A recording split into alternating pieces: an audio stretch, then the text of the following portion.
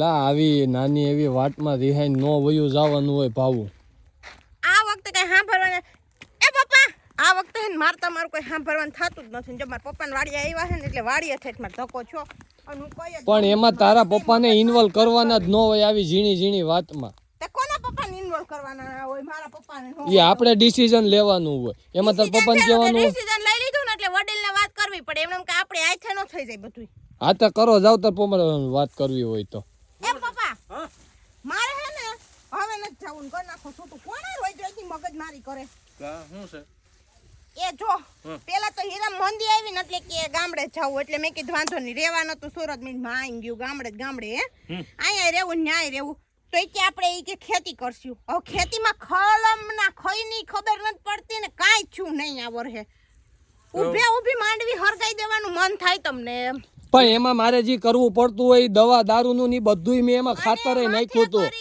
નકરું ખાતર નાખ્યું અને નોકરી દવાઈઓના ડબલા ખાલી કર્યા. તમે ભંગારવાળાને રિક્ષા ભરાય એટલે કોથળીઓના ડબલા પડ્યા ખેરે. ભાઈ એમાં શું છે બટા કે ખેતીમાં છે ને અનુભવ વગર બધું નકામું. એને બીસકડાને અનુભવ નહોતો તો શું કરે. આમાં જો આ માંડવી તમે જોઈ અમે જોઈ એટલે જીવ બરે. તમારી માંડવી કેવી થઈ ગઈ ને અમારે તો બરી ગઈ. આમાં બટા મેં કઈ કર્યું નથી. પાયામાં ખાતર નાખ્યું છે પાયામાં. અને પછી બીજું કે ઉગી ગઈને હાઈ ક્લાસની મહિનાક દીની થઈને એટલે નોર્મલ એટલે કે આ રોગર ને એવી દવાનો 2 છંટકાવ કર્યા છે.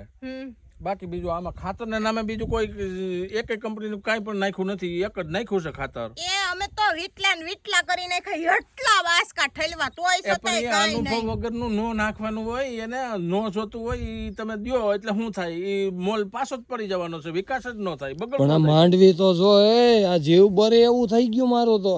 અરે માંડવી એટલે કઈ આ માંડવીમાં શું ઘટે હાલો મને જો. માંડવીમાં કાંઈ ઘટતું નથી. તો પછી તમારે જરાક મને ફોન ન કરાય.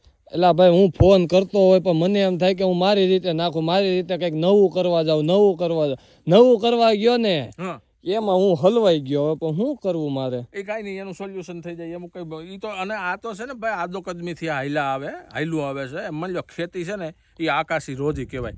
આમાં કુદરત રૂઠે ને તો તમે બે આઈથી ગમે એમ લ્યો તો તમે ન પૂગ્યું. એ પણ ઈ કુદરત નો લેવા જતો એક વાત જ અલગ છે. પણ આપણી કીધું જીનટી નાખી નસડો દોડવું જ ન આવ્યું માંડવીમાં. આથી પણ ઈ એની ભૂલ થઈ ગઈ છે. એને નો નાખવાનું ખાતર વધારે નાખી દીધું છે. મેં કાંઈ કર્યું જ નથી આમાં. તો તમે કયું ખાતર નાખ્યું છે? હાલો મને બતાવો તો. હાલો તો ફટાફટ. ખાતર હાલો જો હજી મારી પાસે બેગી પડી છે. અને તમે છે ને એ ખાતરનો ઉપયોગ હવેથી છે ને કોઈ પણ પાકની અંદર એમ પણ એમ નહીં હવે શિયાળો કે ચોમાસું ગમે એ પાકની અંદર તમે પાયામાં એ ખાતર નાખો અને જો આથી વધારે દોઢું રિઝલ્ટ ન મળે તો તમે તમારા તમામ ખર્ચાના પૈસા હું દઈ દઉં. હું વાત કરું કરો તો જો આ કહે છે હું નાખે ખાતર ને પછી જો કઈ ન થયું ને એટલે હું તાર પપ્પા પાસે બધો ખર્ચો એકરી થાશો. એમ તો એગ્રોવાર આવે ને તમને દવા દીધી ને એને કીધું પેલા ખાતર લઈ આવ્યા તેને જાવ પેલા પૈસા લઈને આવો. એમાં એવું બટા ન હોય. એ બિસાડા છે ને આપણને કોઈ પાછળ રાખવાનું કારણ ન હોય એનું. પણ એને ખબર ન હોય એના જમીનના તત્વો શું છે શું નહીં એમ. મેં તો આ જમીનને છે ને 2 વખત તો પહેલાં લેબોરેટરી ચકાસણી કરાવી યુનિવર્સિટીમાં કે ભાઈ આપણી જમીનની અંદર કયા તત્વો ઘટે છે શું છે. આમાં છે ને જમીનની અંદર એવા તત્વો હોય ને પહેલાં તો 1 નંબરની અંદર કે પહેલાં જે રાસાયણિક ખાતરો પછી દેશી ખાતર હવે હાવ ગયા. દેશી ખાતર વગર જમીન ફળદ્રુપ ને ભરભરી રહે જ નહીં. એ હારું બે પછી વાતો કરજો નકર મારે હું કરું પછી નક્કી કરું. ખાતરની બેગ બતાવો. કયો ને હવે તમે હું નાખ્યું તો એ પણ જો આ બેગ દેખાય આ આવડિયા. હા આને આ સરકાર માન્ય દાણેદાર ખાતર છે. આ તો બલદેવ નું ન્યુટ્રીકેન છે. હા ઈ જે કેન હોય પણ તમે લઈ આવ્યા ક્યાંથી? આ આપણે ગમે ત્યાં તમે જાવ ને સેન્ટરમાં એટલે આનો ડેપો હોય. ખાતર ડેપો. હા અને બીજું તો આ ડેપોમાં જઈને તપાસ કરવાનું ભાઈ આ ખાતર છે. અને ઓલી સરકારી મંડળીમાં હોતે મળે કે નહીં? સરકારી મંડળીમાં હોય. 2 ઠેકાણ જળશે. એગ્રોમાં તમે ક્યાંય ન ધોકા ખાતા. એગ્રોમાં ક્યાંય નહીં મળે આ ખાતર. અને આ ક્યું સરકાર માન્ય છે આ બાયો ફર્ટિલાઇઝર. અરે આ મેં જોયું તું. આ મને ઓલા ભાઈએ કીધું તું આ સાવજ કંપનીનું સાવજ ફર્ટિલાઇઝર અને કેમિકલનું આ બલદેવ ન્યુટ્રીકેન નાખો.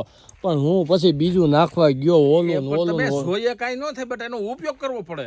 અરે ભગવાન આમ ફીરી હોય ને મારા ખેતરમાં સારો મોલ થઈ જાય. આમણે થેલી મૂકી દઉં ક્યાંય પણ ઝાડને થડે કે મકાનની માલિકો એમણે થઈ જાય.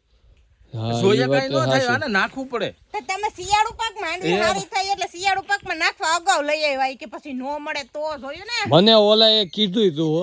મને કે એકર દીઠ છે ને 25 કિલો તું નાખી જ દે પણ મને હે ને નો વિશ્વાસ આવ્યો કારણ કે હું તમારો કોઈનો વાંધો વિશ્વાસ જ ઈ, ન તમે કરું ને. વિશ્વાસ ન કરો ને તમારો વાંધો જ ઈ. તમે સાલું શીલામાં વિશ્વાસ કર્યા કરો.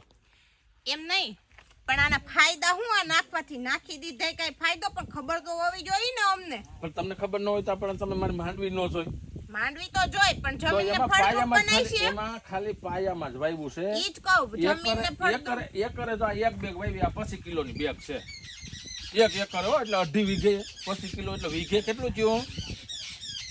વીઘે 10 કિલો થયું. ઈ ભાઈ ઈ તો કંપની વાળા હિસાબ કરીને કે એટલે આપણે એકરે નાખી દેવાનું હોય ઈ મગજમારી નહીં પણ આ જમીનને ફળદ્રુપ બનાવી છે પાછી. પણ તો આ જમીન ફરતું બૈના વગરની આવી માંડવી છે. હા, એ વાતે સાચી છે તો હવે તો મારે ઈ જ કરવું જો. હવે તારે શું નક્કી કરવાનું છે? ઈ તો હું ખાલી જાણકારી લઉં છું જમીનને પોચી બનાવે ફળદ્રુપ બનાવે પછી એમાં જે પોષક તત્વો જોતા હોય ઈ પૂરા પાડે એવું બધું હે તો ખાતર આપણે શિયાળે અહીંથી બેગ સીધી ગાડીમાં ભરી આવો. હા તો મારે હવે નજીકના ખાતર ડેપોએ પાક જવું. વાવો ત્યાંથી તે પાછી પાકની પાકી જાય અને લણણી કરવા ત્યાં સુધીના સમયમાં એટલે માની લો કમસે કમ 2.5-3 મહિના 3 મહિના 3.5 મહિના સુધી એમાંથી આ ખાતરના જે ગુણધર્મો એટલે કે એના જે તત્વો છે ને એ એમાં મોલને જ્યાં સુધી જોતા હોય ને ત્યાં સુધી એને મળ્યા જ કરે છે. અને આવડું આ નાખી હા આ નાખ્યું હોય આપણે હા. આ બલદેવ હા ન્યુટ્રીગેન હા તો પાયામાં આપણે નાખ્યું વાય આપણે પિયત આપતા હોય હા તો ઓગળે કે તરત ઓગળી જાય કે એ ઓગળી જ જાય તરત તરત જ. પાણી વાત કરો? અડાની સાથે જ ઈ ઓગળી જતું હોય છે હો. તો હાલો એટલે જો તૈયાર થઈ જાવ કે તમે આવો છો મારે ભેગા લેવા ન્યુટ્રીગેન. પણ મારે શું ધક્કો ખાવો તમને નહીં સડી જાય તમને મેં 2 ઠેકાણા તો દીધા છે. હા તો હાલો નજીકના ખાતર સરકારી ડેપો. ડેપો. નજીકનો ખાતરનો ડેપો હોય ક્યાં તપાસ કરી જવો સરકારી મંડળી. નહીંતર ત્યાં સરકારી મંડળી હોય હા એ તો ત્યાં તપાસ કરી જવો. સારું હાલો હું હમણાં લઈ આવું. અને જો મિત્રો હું તો ગોતી લઈ તમને ક્યાંય મળવામાં તકલીફ થાય તો ડિસ્પ્લે ઉપર નંબર આપેલા છે ત્યાંથી લઈ લેજો ફોન કરીને વધુ માહિતી અથવા તમારા નજીકના ખાતર ડેપો અથવા સહકારી મંડળીએથી આજે જ લઈ આવો સાવજ ફર્ટિલાઇઝર કેમિકલનું બલદેવ ન્યુટ્રીગેન. હાલો ખોલો. હવે પાકું ને? હવે પાકું ને હજી એમ કહું છું કે છે ને શિયાળુ પાકમાં ફટાફટ નાખીને હારો પાક બનાવી લેજો આમાં તો કઈ ન વળ્યું પણ શિયાળુ પાક તો હારો થાય આપણો. એ હા